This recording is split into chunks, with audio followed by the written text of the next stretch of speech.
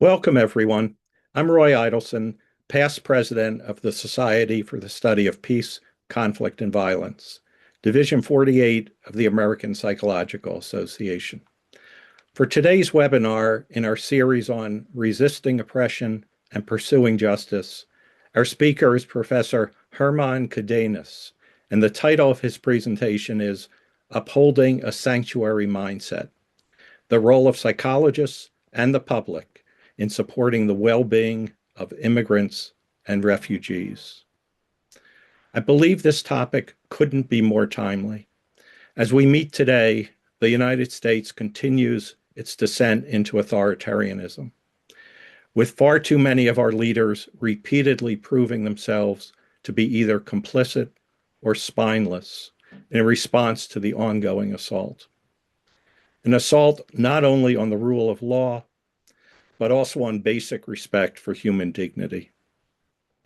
And nowhere is this toxic brew of arrogance and cruelty more apparent than in the horrific targeting of immigrant communities and their supporters by roaming hordes of ICE agents for whom terror and violence are the primary modes of operation.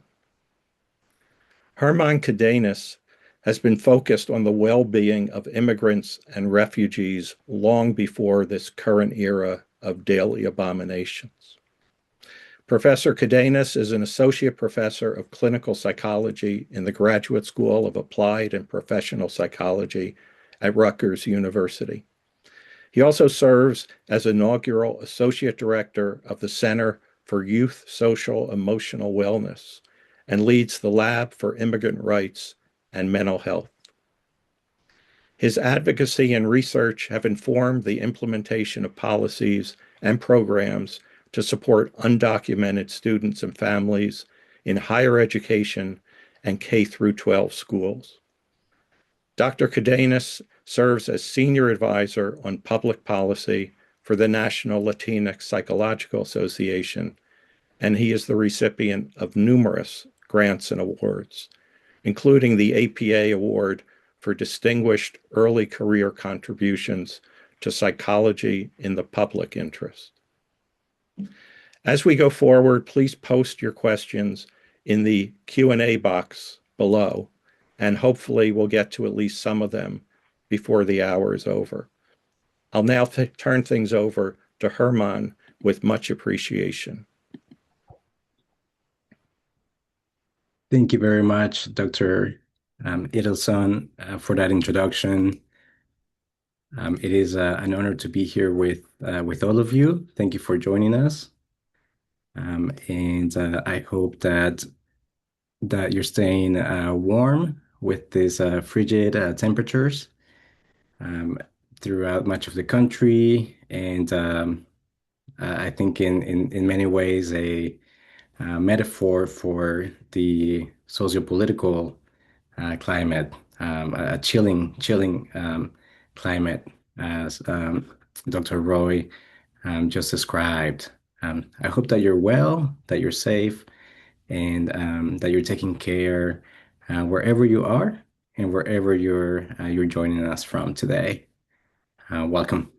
It is wonderful to be here in this webinar organized by Division 48 of APA. Division 48 has been a major supporter of the work to promote the mental health and well-being of immigrant communities. It was actually in Division 48 that we started a work group several years ago that eventually became an interdivisional project that brought together psychologists and immigration activists and made important recommendations and scholarship for psychologists in the field and really moved the field forward.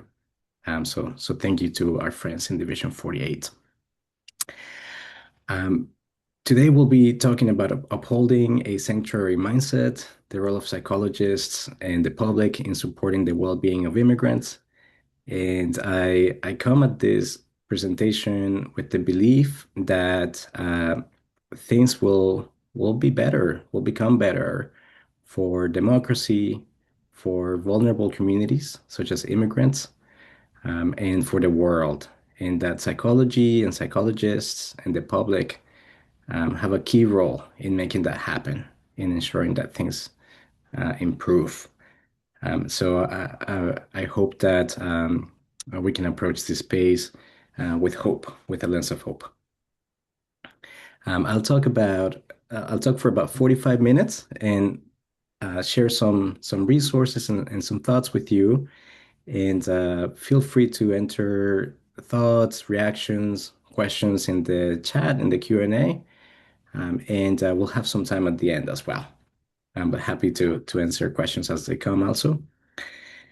To begin, I would like to invite everyone who's participating in the webinar to enter in the chat um, a word um, to help us finish the sentence. Immigrants are, and approaching this from a space of gratitude and positivity towards immigrant communities. There is so much misinformation about immigrants, so many myths, lies, um, so much violence towards immigrant communities. And I want to invite us to counter that with a word to help us finish a sentence. And feel free to type it in the Q&A or in the chat if you have access to it. And I'll read some of them as they come through. Immigrants are resilient. Oh, it looks like the chat is disabled, but it's working. The Q&A is working now. So feel free to put uh, any anything you would like in the chat. Immigrants are people. Immigrants are richness. Thank you, Robin. Good to see you here. Uh, Immigrants are humans, brave, brilliant, our future. Immigrants are human too, a present. Immigrants are all of us. Humans worth all of human rights and dignity. Thank you, Susan. Not a monolith. Thank you, Cecilia. Our brothers and sisters, braving the unknown, resourceful citizens of the world, vital, strong, creative, humans, here to stay. Yes, thank you, Zoe. We would like that. Productive, vibrant members of our community, brave, industrious, hardworking several times in the Q&A. My friends and family, thank you. Mine as well. Immigrants are multidimensional. Immigrants have rights like everyone else. Absolutely. A blessing, hopeful. Immigrants are one of us, resilient, the fabric of this country, enrich our community. Immigrants are us, people who built and are building this country, agreed. Needed. People are people who, immigrants are people who bring new ideas and perspectives to us. Thank you. Immigrants are beautiful. They are people we can learn so much from and with, and like all people deserve support and respect. Ingenious problem solvers, as American as apple pie. Thank you, Jordan. Good to see you, Jordan. Immigrants are everywhere. They're powerful, resilient, human, worthy, dignified, part of our communities, deserving of support, bring the beauty of diversity, 90% of American origins, and so on.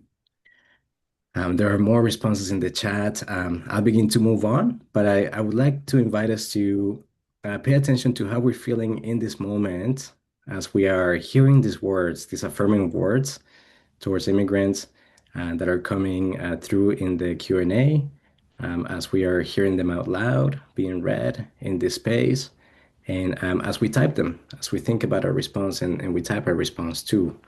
Let's pay attention to how that is making us feel in this moment.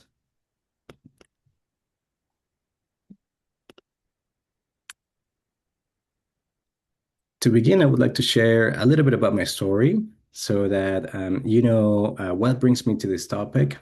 Immigration is something that is not only the focus of my career and my professional work, but also something that is very personal. My These are some of the identities that are very important to me. Being somebody who migrated from Venezuela as a young person, as a 15-year-old, and wasn't documented for a long time, and there wasn't a pathway for my family and I to adjust our status. And this is the case for about 11 million undocumented immigrants in the US. And that number might have gone down recently because of the all of the efforts of the past year. Um, but the immigration system is outdated and does not reflect the needs of the country or the world, and it has been gridlocked in congressional sort of in congressional processes. So there hasn't been a humane update to the immigration system for a long time, leaving millions of people to be undocumented. That was me. I was lucky to have been able to adjust my status, and I am now a naturalized citizen. And I understand the privilege that comes with having those levels of protections that are also up to challenge and are at risk for many millions of people. I am a parent of a joyful, soon-to-be 5-year-old, and that means that I think a lot about the world that she is growing up in, and how it impacts her friends, her school, her community, and her future. And so that motivates me to do this kind of work. I have some experience with poverty, having survived that, and indigenous ancestry from the indigenous people in Latin America, in Venezuela. I identify as a scholar activist, and here on the right-hand side, you can see a picture from me when I was a college student advocating for the DREAM Act, becoming involved in that movement as a young person was key really to my development and to my sense of empowerment. And much of what I do in my research now is document the ways in which activism is protective and it can be part of the solution in ensuring that immigrants are treated fairly and humanely. Here on the right-hand side, you can also see a picture with some of my doctoral students in my lab. And some of them have gone on to internship and postdocs, and all of them have contributed to many community-based projects and research, and um, have brought so much of their own identity and their own culture to enhance what we do in psychology. And so I'm so appreciative and so grateful for my students who I'm so lucky to work with.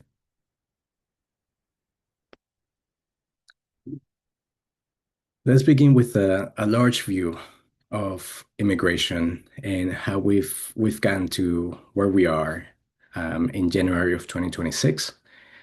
Some global migration trends.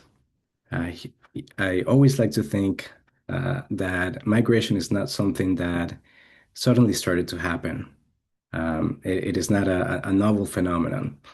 Humans have been migrating and moving around the globe for thousands of years.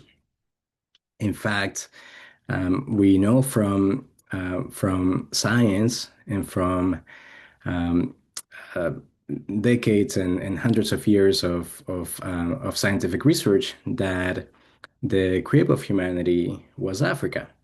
That's where human beings originated. And from there, they started to move around the globe up to Asia and to Europe and towards the Arctic and eventually making their way to the Americas, from North to Central to South America, where my ancestors might have arrived. And really, this movement around the globe for thousands and thousands of years is what has helped human beings to survive, to thrive, to create cultures, societies, countries. And in many ways, we are the product of that constant movement. We are here in this webinar, wherever we're located, as a product of that movement of humanity throughout the globe. And so I say that to humanize and to bring to perspective what migration is. I think about it as being something that is an adaptive behavior. It is a behavior, a set of thoughts and behaviors that have helped human beings survive, and avoid harm, avoid hardship, and to seek a better life, and to give their children a better life. And that was certainly the case for me and for my family. We came to the US seeking a better life, trying to get away from very difficult crises that were taking place in Venezuela. Global conditions are causing a rise in the numbers of immigrants. We can think of these global conditions as push factors that oftentimes force people to make the very difficult choice of having to leave their countries of origin, and to explore and to in some cases have to make very dangerous journeys to new places. And as we know, the globe is quite unstable, and this January has very much brought that to light. If we weren't paying attention, I hope that we're paying attention now. Global dynamics and global orders are shifting, and in these global conflicts, people who are vulnerable are impacted and pushed to migrate. And so, with more global stability on the horizon, we can expect more migrants, more migration, more people doing what we've always done, which is to move to try to survive. There are an estimated 281 million immigrants around the globe. And the US is home to one of the largest populations of immigrants, with 46 million. This is a diverse community. The majority of immigrants hold some kind of lawful status. The majority, actually, the largest group, are naturalized citizens, followed by lawful permanent residents or green card holders. And the numbers of undocumented immigrants are less than a quarter of the total population of immigrants. And again, they don't have to be undocumented. If Congress and leaders decided tomorrow that they wanted to make sure that undocumented immigrants had protections and rights, they could do so. And so it's a large population of immigrants, very diverse. To me, migration itself is not necessarily a problem. As I said, I see migration as something that is human. It's part of the human condition. It's an adaptive behavior. And immigrants have been part of the fabric of the US, as somebody mentioned in the Q&A. They've been part of the story and one of the strengths of the US, in my view. In my view, it's really the policies that meet them, that are restrictive and that reflect xenophobic and racist biases that are the problem. And that's where much of my work focuses. How do we respond to these xenophobic and racist conditions to support immigrants?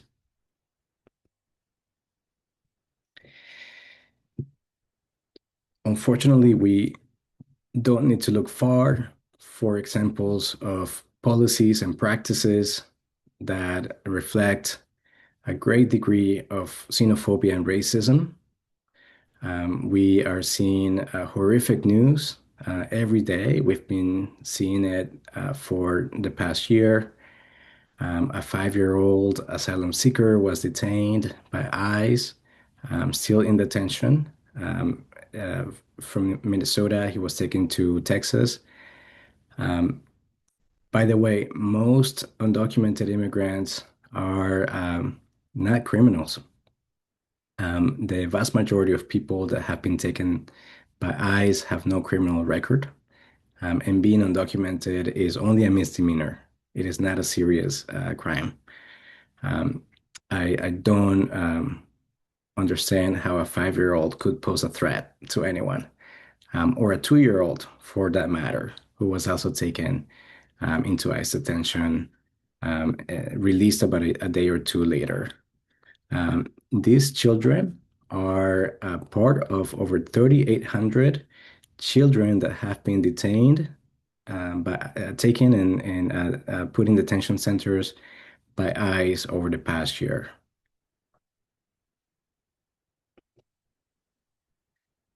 We've been seeing these kinds of news where um, DACA recipients who thought to be a group that was protected from immigration enforcement have been detained, in some cases deported. There was a college student from Boston College who was deported on Thanksgiving when she was traveling to visit her family in the US, and she was detained, deported.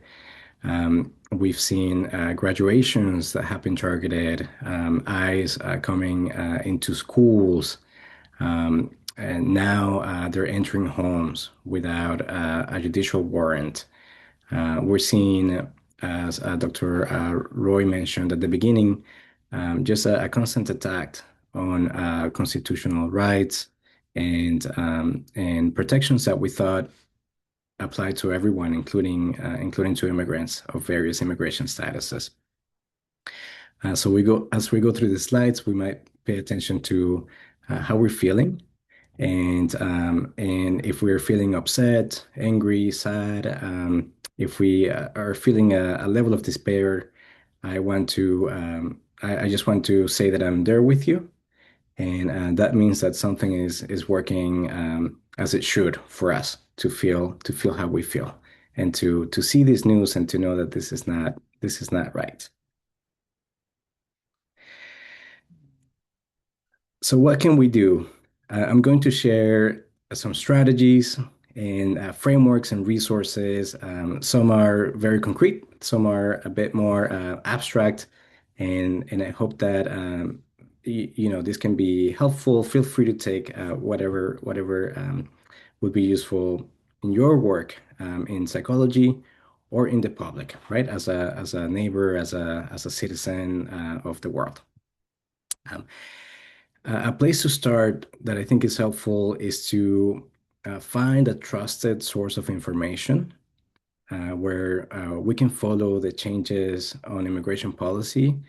The pace of the change has been unlike anything we've seen in modern history. There have been so many changes to immigration system. Nearly every group of immigrants have been impacted. And the pace is just constant, and the level of aggression and violence is not something that we've seen, at least in the past couple of decades. Um, I um, I think this resource, the Migration Policy Institute, is a good place for a nonpartisan analysis of the policies, and they do a nice job at breaking down what the policies mean and putting them in the context of sort of the legal and the policy background. So I recommend this as a source to stay up to date and informed on immigration policy at the federal level. For those of us who are working with clients and doing therapy or clinical work, it might be helpful for us to have some background and some context as to what is happening, so that the clients don't have to uh, inform and educate us on some of the specifics of these policies.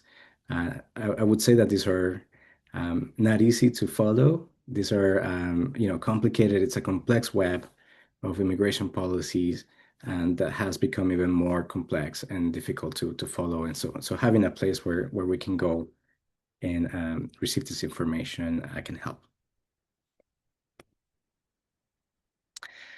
I also want to share with you some research, some sources to help us identify the science that has been documenting the impact of policy on health and well-being.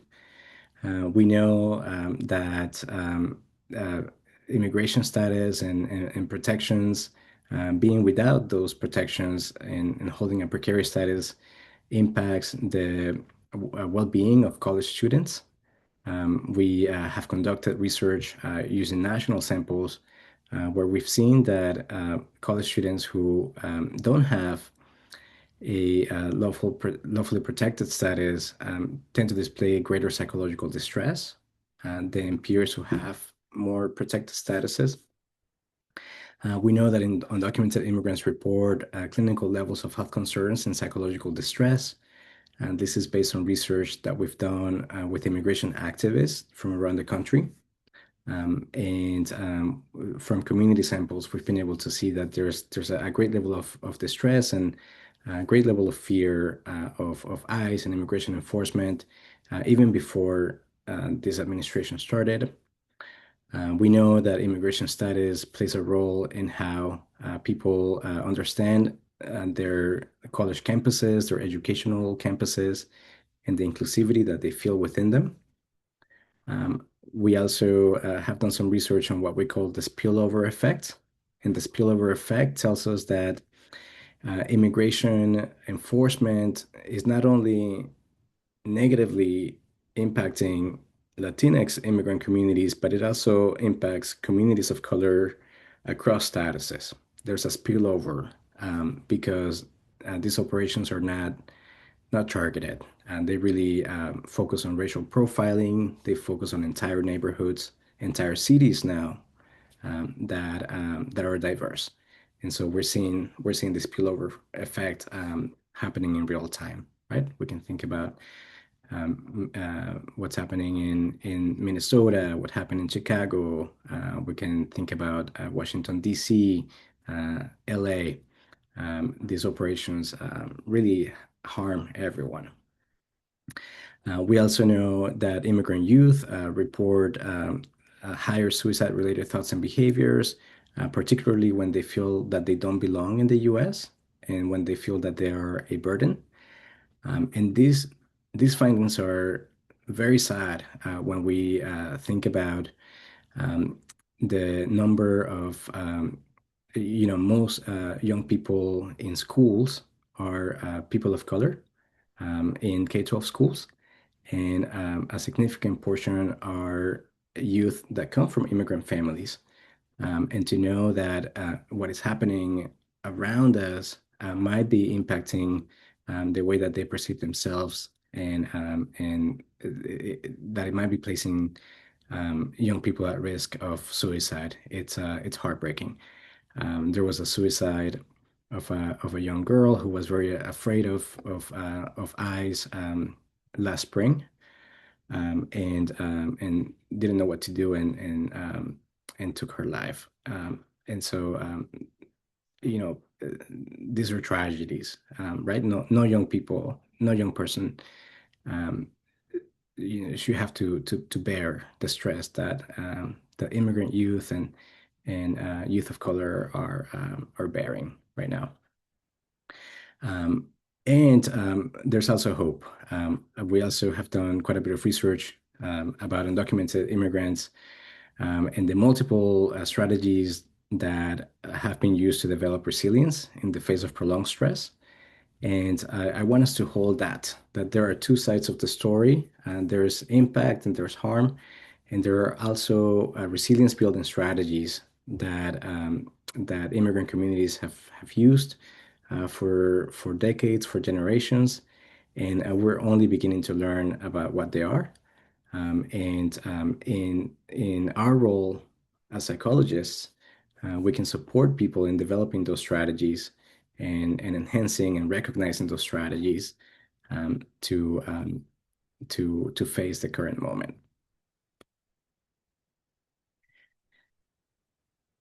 Some takeaways from the research. We summarized the sort of the state of of um, of the research in 2022. Anti-immigrant policies are harmful. We've known that for a long time, and we're seeing that now in front of our eyes every day. But we have known that there are on multiple levels, anti-immigrant policies are intended to cause harm. They cause harm.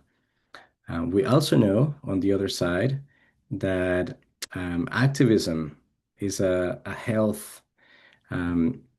a health oriented behavior. It promotes well-being and it is positive, and it is linked to multiple positive outcomes for immigrant communities. One way that we can help in our role as psychologists is supporting immigrant clients and families as they find a way to become empowered, um, a way of connecting with community resources, community groups, and becoming involved in activism, whatever that may mean to them, whether it's connecting with an attorney and making a family preparedness plan. Um, that I see that as a form of activism because it is preparing for potential harms and being proactive and connecting with community resources in doing so. In our role in the public, we ourselves can become involved in activism, in local community organizing, in national activism, and join movements that are trying to protect immigrant communities and protect democracy.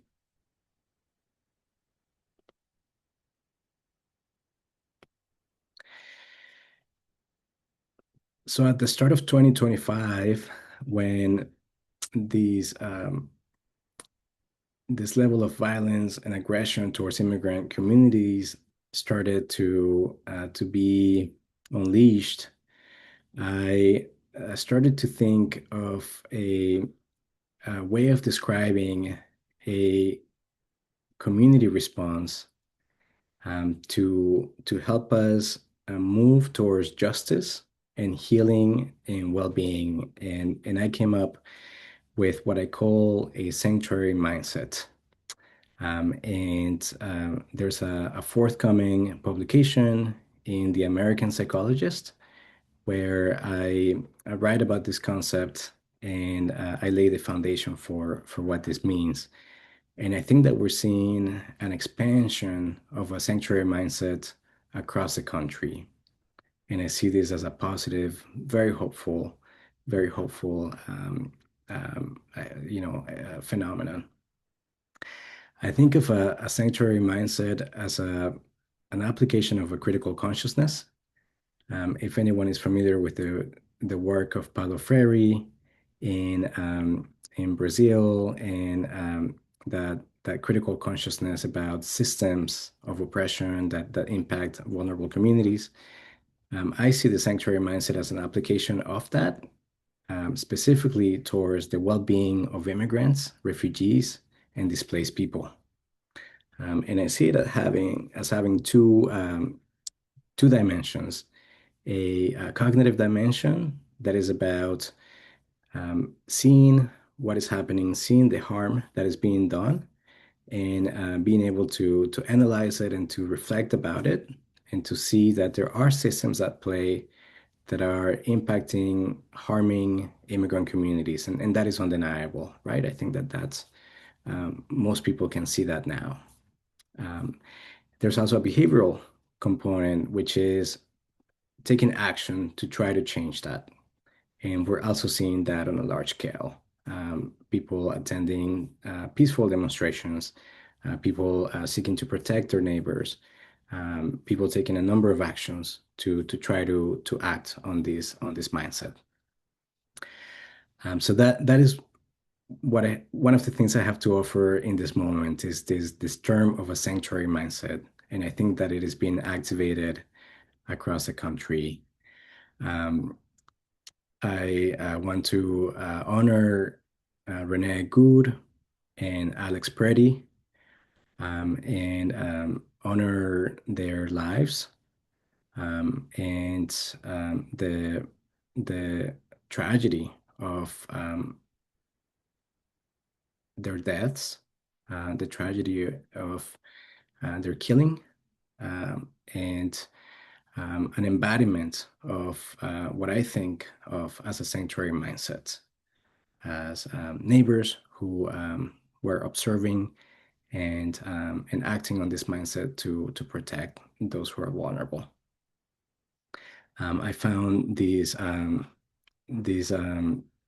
picture going around on social media, and I think it also speaks to the larger sort of community, collective sense of a sanctuary mindset. Folks moving to take peaceful actions, as we've seen in Minnesota, in LA, in Chicago, and all over the country.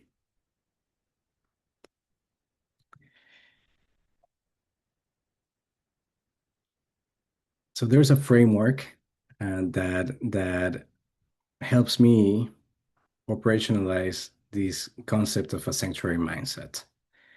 And it's a bit of a formula for an antidote for anti-immigrant oppression. Not the only antidote, but part of an antidote for immigrant oppression, to bring back immigrant justice.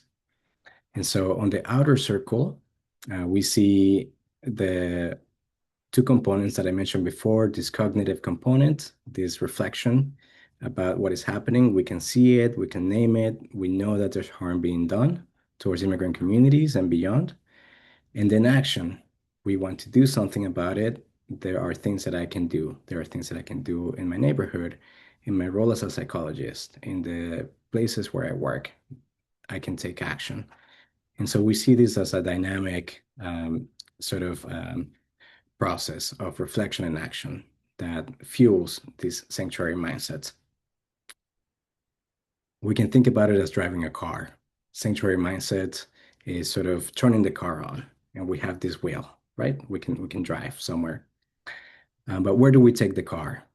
And so I visualize this inner triangle as three principles that can help us guide our action, our sanctuary mindset, to address the core of anti-immigrant racism and xenophobia. And we can use it on many levels. And so let me explain. The first principle is care. It is guiding our behavior and our action towards relationships that care for immigrant communities, that support their care. And we can do this in institutions. We can do this in our communities. We can do this in professional or personal roles. A second component is gratitude, expressing gratitude for the presence of immigrants, and for what they bring to our communities. And then a third principle is the principle of agency, so aiming to support the agency and the self-efficacy within immigrant communities.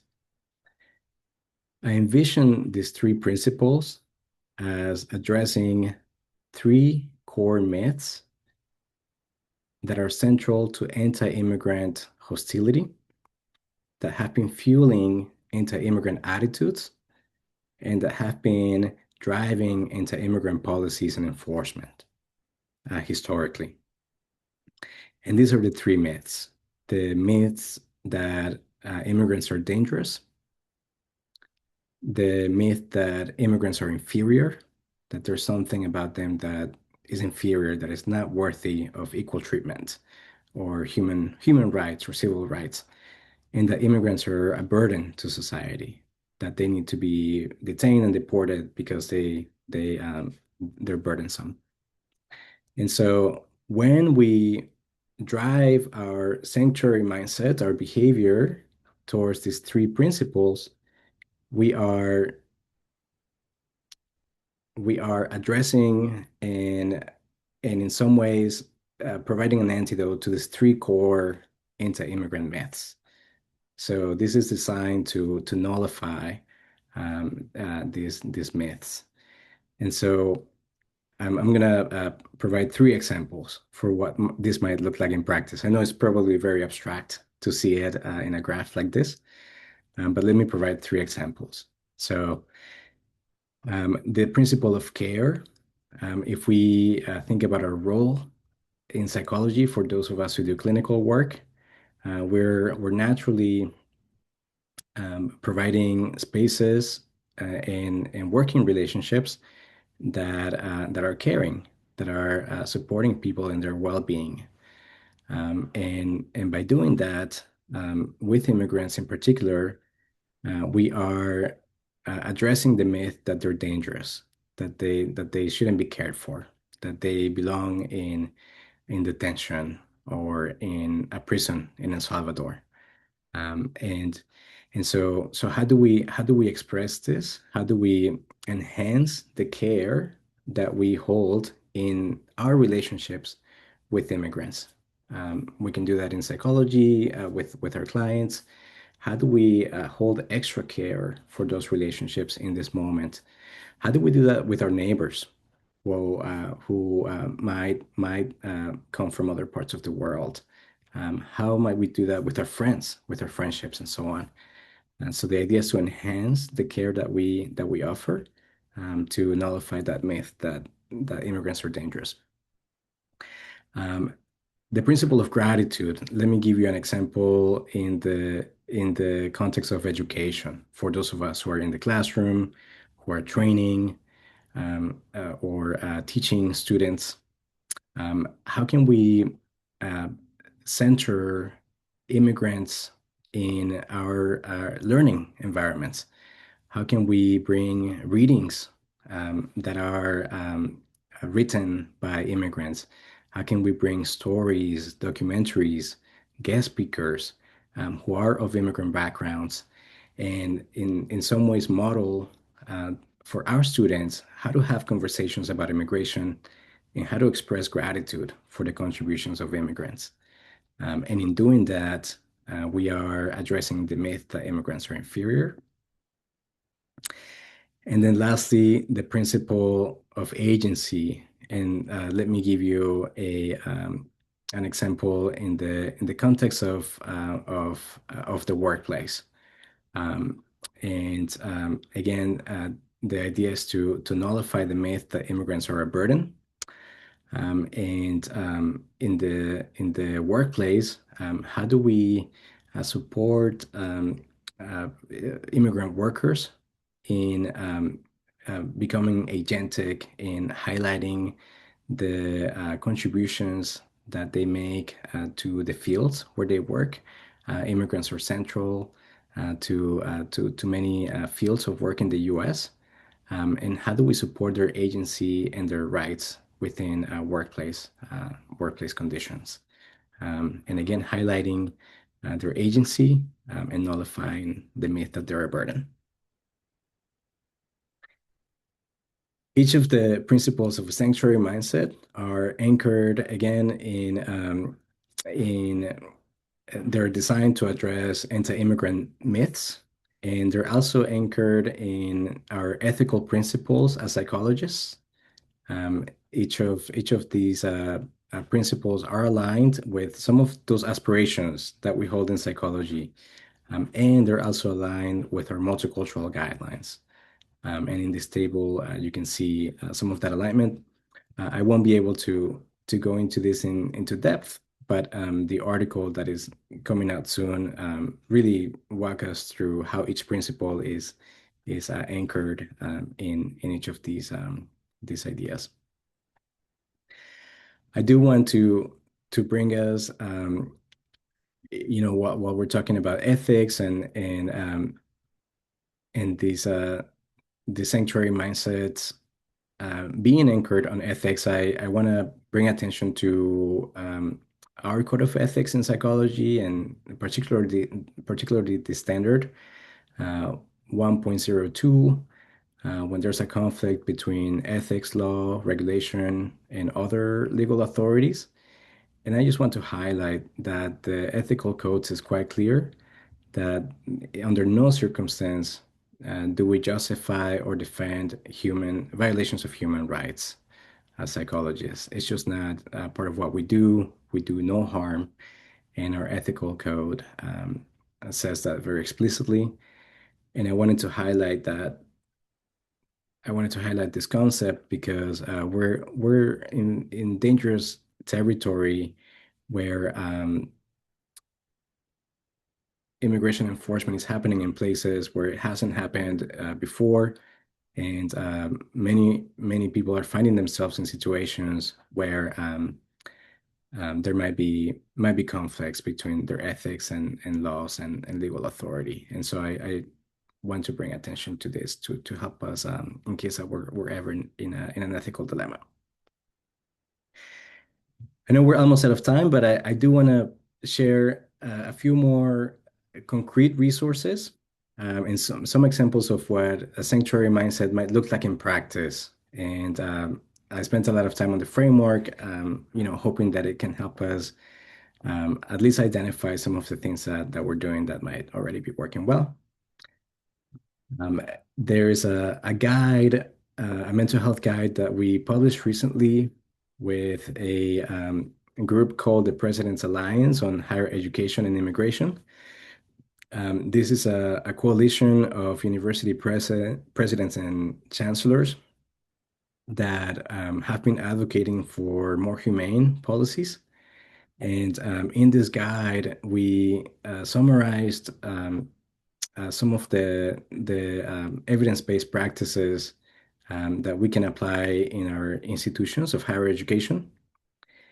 And we have practices for people who are directly impacted, students, scholars, educators, and practitioners. We have practices for those who are vicariously impacted, people who are um, perhaps supporting others who are directly impacted, and in doing that, there's a vicarious um, impact as well, and we need to care for those as well. For mental health service providers who are seeing a level of trauma and complexity of presentations in this context, and also for leaders, for education leaders and policymakers. I wish we had more time, but we do. We wrote this guide in a way that would be practical. Please look at it for anyone who works in education or higher education. I also want to point to this resource from the National Immigration Law Center. This is sort of a know your rights type of guide for people who work in healthcare. And I think this is applicable for mental health providers and psychologists. And this is to help you prepare and know what are your legal rights and your clients, your patients' legal rights if you come into contact with immigration enforcement or if they come to your place of work. And there's information about the Fourth Amendment and also some of the ways that we can protect our centers or clinics and put protections in place before something were to happen. I also want to point to this resource that we called UndocuCare. We summarize strategies for mental health services that affirm undocumented communities. And one of the tools that I want to highlight from here is this self-assessment questionnaire that I think could be a good starting point for people who are in private practice or who might be part of a mental health center or a clinic, just to get a sense for how welcoming, how inclusive our services are to immigrant communities. And taking this self-assessment, having conversations with our colleagues could be a place to start and to just to get a sense for how we are doing. For anyone who would like a bit of a deeper training on supporting the mental health of immigrants, particularly Latinx immigrants, we have this training institute at Rutgers. There are 5 recorded sessions where we talk about more concrete strategies, and these are available for free. And this is the link to access these. Feel free to contact me if I can provide you access to these. And we held this in November of 2024, right after the election.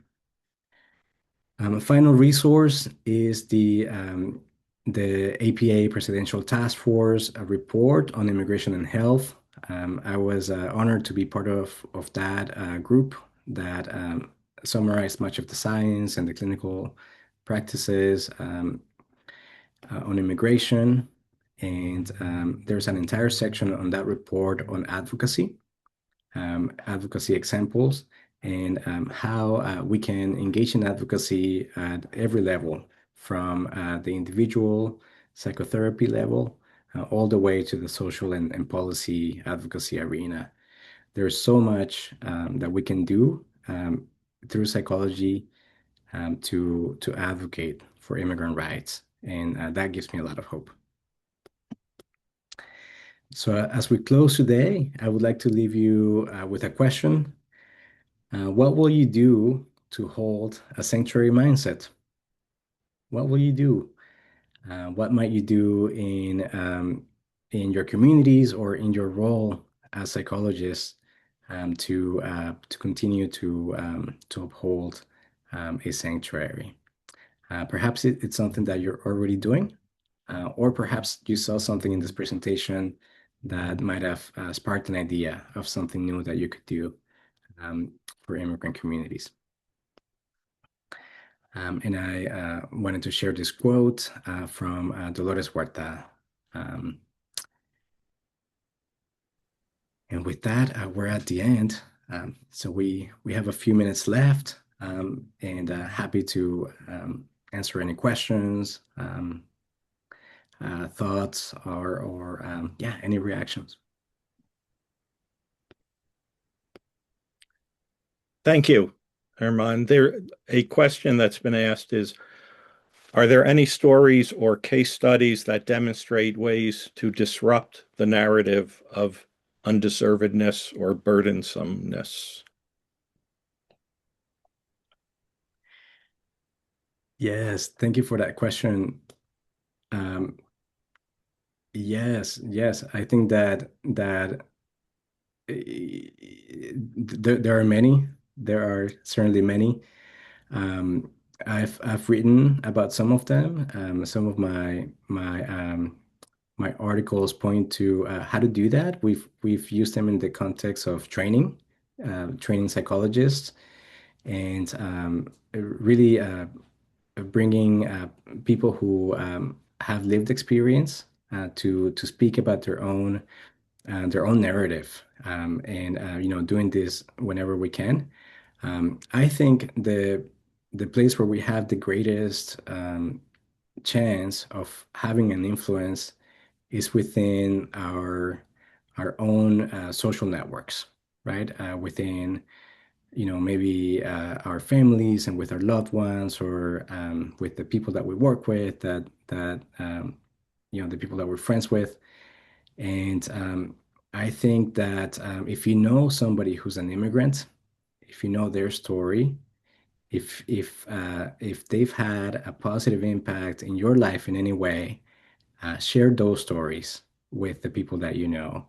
I think that there are examples of worthy immigrants all around us. In my eyes, all immigrants are worthy. And And so, amplifying that.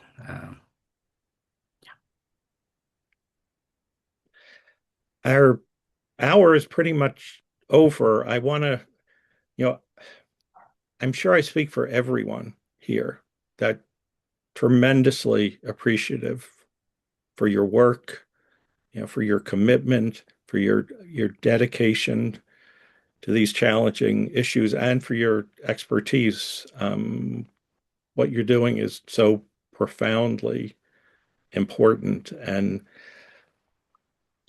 we're thankful. Thank you. There's so much we learned today, and that we can learn from you by looking at some of the resources you've provided. I'll also say that we're told that we can be heartbroken and hopeful at the same time, and that can be challenging. But you have, for me, you have captured that, and